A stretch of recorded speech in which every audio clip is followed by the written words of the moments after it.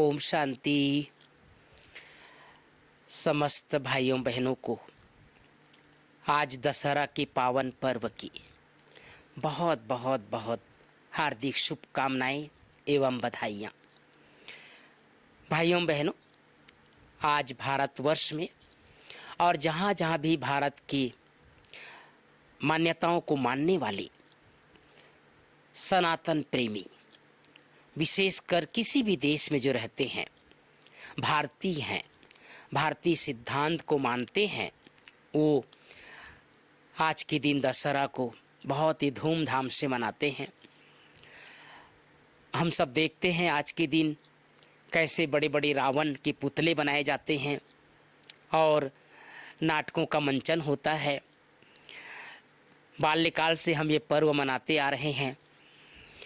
इसके बारे में दो मान्यताएं हैं। पहली मान्यता ये है कि प्रभु श्री राम ने रावण का वध किया। कभी कभी मन में ये भी आता है कि रावण को 10 सिर वाला दिखाते हैं। इसके बारे में बहुत सी भ्रांतियां हैं। कुछ लोग इसको कहते हैं कि ये केवल प्रतीकात्मक है। कोई 10 सिर वाला व्यक्ति कैसे इस दुनिया में हो सकता है।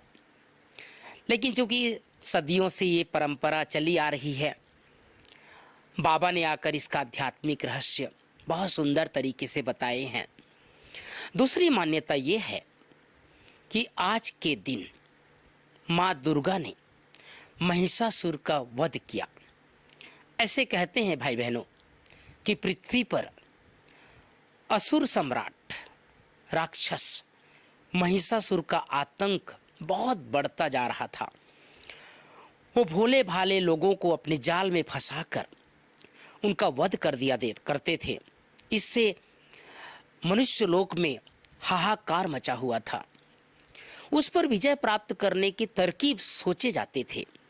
अंत में ब्रह्मा और विष्णु और शंकर जी ने अपने तपोबल से शिव शक्ति का निर्माण किया और उस शक्ति स्वरूपा माँ दुर्गा के अंदर वो आध्यात्मिक पावर, स्पिरिचुअल पावर प्रदान किया, जिससे माँ दुर्गा ने लगातार 10 दिन तक महिषासुर के साथ युद्ध चलता रहा।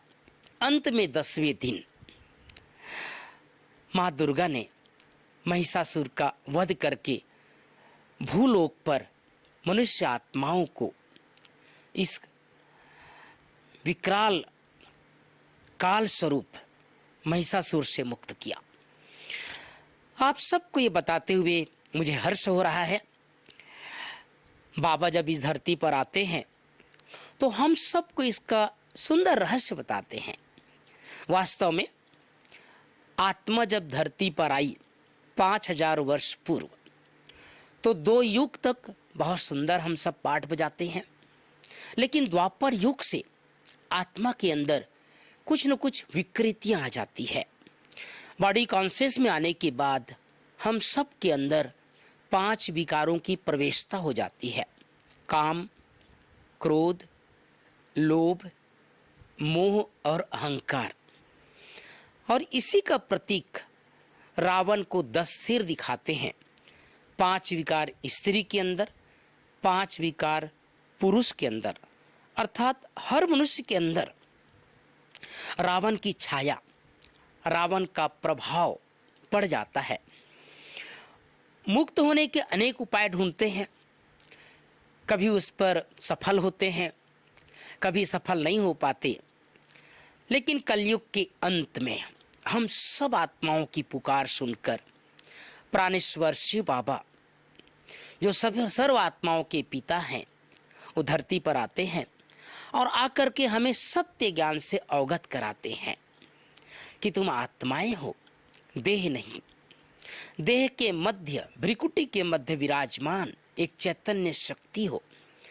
जब हम आत्मस्मृति में आ जाते हैं, तब हमारे अंदर वो शक्ति आ जाती है जो जन्म जन्म से हमारी आत्मा के अंदर 5 विकार जो प्रवेश कर चुकी थी, उस पर विजय प्राप्त करते हैं।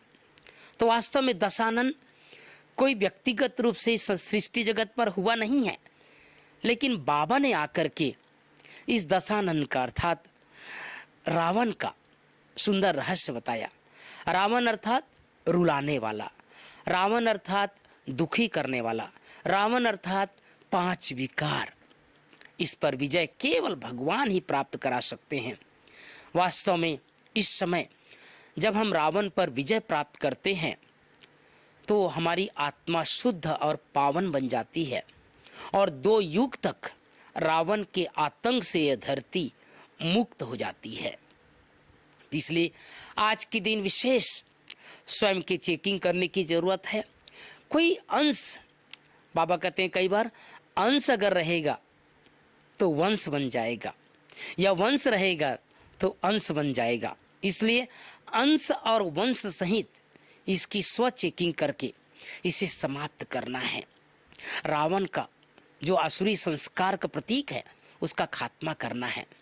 तो एक बार पुनः आप सबको इस सुंदर पावन पर्व की, दशहरा की, विजयदशमी की हार्दिक शुभकामनाएं मधुबन निवासियों की तरफ से, बाप दादा की तरफ से, दादियों की तरफ से आप सबको बहुत बहुत बहुत बधाई। सदैव विजय का तिलक लगा करके रखें और 3 बार रोज संकल्प करें, मैं विजयी रत्न हूँ, मैं विजयी रत्न हूँ, मैं विजयी रत्न हूँ। ओम शांति।